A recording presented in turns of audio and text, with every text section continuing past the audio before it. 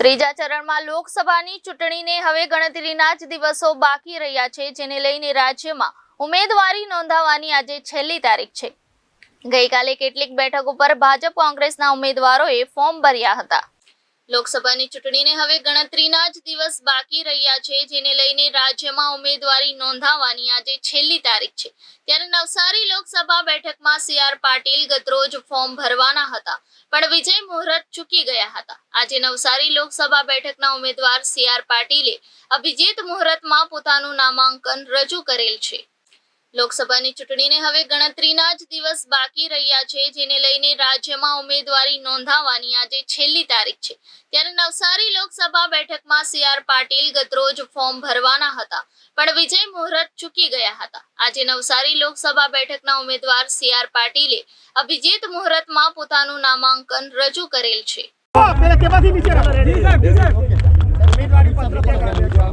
નમસ્કાર મિત્રો,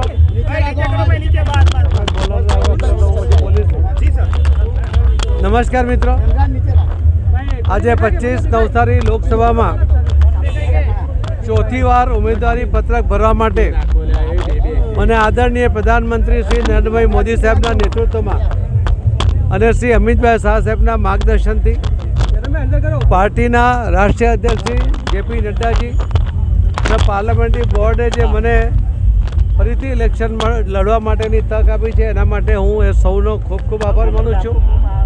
3 વખત નવસારી સંસદીય મત વિસ્તારના 100 મતદાતા જે રીતે પાર્ટીના માધ્યમથી મને મત આપીને જીતાડ્યો છે, એના માટે હું સૌ મતદાતા ભાઈ બહેનોનો પણ ખૂબ ખૂબ આભાર માનું છું।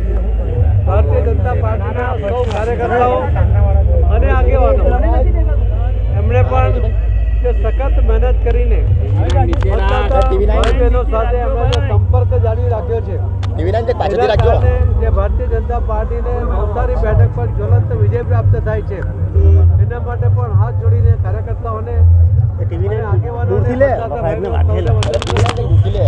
અને ઇલેક્ટ્રોનિક મીડિયા અને પ્રિન્ટ મીડિયાના માધ્યમથી પાર્ટીની વિચારધારા, પાર્ટીના કામો, મોદી સાહેબની ગેરંટીની વાતો, મોદી સાહેબે કરેલા વિકાસના કામોની જે વાતો આપ સૌના માધ્યમથી પહોંચે છે, એના માટે હું પ્રિન્ટ મીડિયા અને ઇલેક્ટ્રોનિક મીડિયાના આપ સૌનો પણ ખૂબ ખૂબ આભાર માનું છું।